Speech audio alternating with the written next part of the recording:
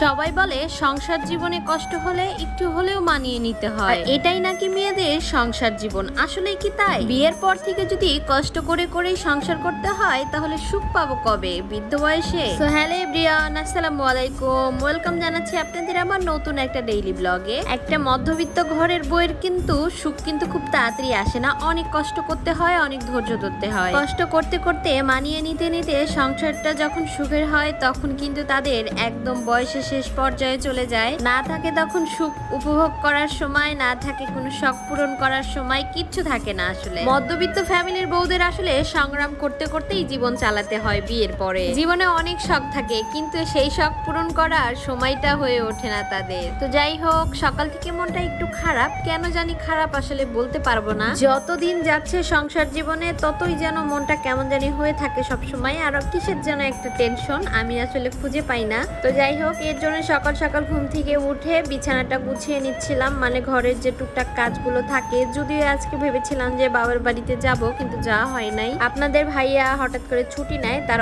অনেক দিনের ছুটি পড়ে আছে। তো ভাবছিলাম যে সেও যেহেতু সিরাজগঞ্জ যাচ্ছে, মানে আজকে গিয়েছে, তো আমিও যেতে চেয়েছিলাম, কিন্তু যে কোনো কারণে যাওয়া হয়নি। তো আমার বেডরুমটা সুন্দর করে গুছিয়ে নিলাম, এরপর রান্নাঘরে চলে আসলাম। গতকালকে ডিম কিনে এনেছিল, আমি এগুলা উঠাই রাখছিলাম না, পলিথিনে আছে। ঢাকায় আসার পর থেকে মাসে 2বার করে ডিম কেনা হয়, এক খাঁচি করে। তো দেখা যাচ্ছে যে ডিম কিনলেই মাসে 4-5টা ডিম পচা বের হবে। এইবার বেশি বের হয়েছিল, এর জন্য বলেছি প্রতি সপ্তাহের ডিম প্রতি সপ্তাহে কিনবো, এর জন্য তো অল্প করে নিয়ে এসেছি। তো অল্প অল্প করে আমি সুন্দর করে একটু পরিষ্কার করে নিচ্ছিলাম, কারণ দেখবেন বাজার থেকে মুরগির ডিম কিনে আনলে অনেক সময় ময়লা থাকে ডিমের সাথে। তো এগুলো একটু সুন্দর করে পরিষ্কার করে নিলাম, এরপরে আমি ডিমগুলো উঠিয়ে নিচ্ছিলাম।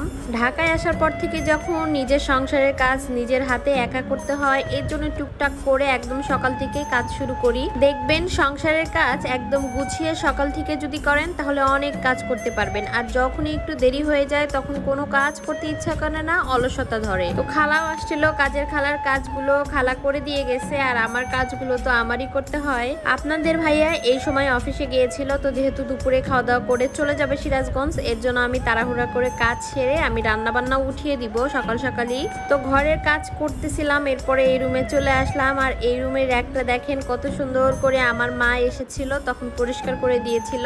তো এই র্যাকটা দেখে মায়ের কথা ভীষণ মনে পড়তেছে। মা তো মা সন্তানের কষ্ট হবে দেখা মাঝে মাঝে কাজ করে দিত, আমি মানা করতাম, তারপরে বাসায় এসে কাজ করে দিবে। এর কারণ কি জানেন? আমার যেন কষ্ট না হয়, আমি যেন খুব তাড়াতাড়ি সব কাজ সেরে নিতে পারি। তো যাই হোক, ওভেন র্যাকের উপরে এই মানি প্ল্যান্টের গাছ ছিল, এটা আমি সুন্দর করে বেলকনিতে রেখে দিব। যেহেতু কয়েকদিন আমি রুমে রাখি এই গাছগুলো, আবার বাইরে রাখি, রোদের আলো একটু বৃষ্টির পানি ওগুলো পালে গাছগুলো ভালো হয়। তো আমার মতো যারা ঘরে বসে মাসে 30 থেকে 40 হাজার টাকা আর্নিং করতে চান, তারা কিন্তু আমাদের 7 দিনের মনিটাইজেশনের কোর্স করতে পারেন।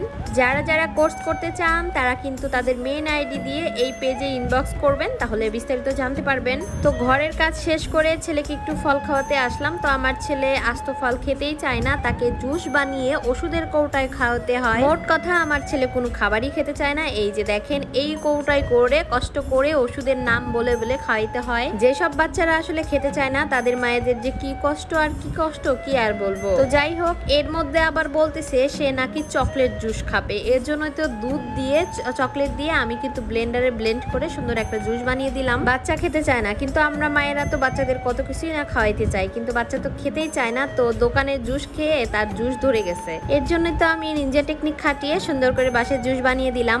তো যাই হোক, এরপরে যেহেতু আপনাদের ভাইয়া সিরাজগঞ্জ চলে যাবে, এর জন্য আমি তাড়াহুড়ো করে রান্না করতেছিলাম। আমি ঢাকায় থাকবো, আমি কয়েকদিন পরে আবার যাব।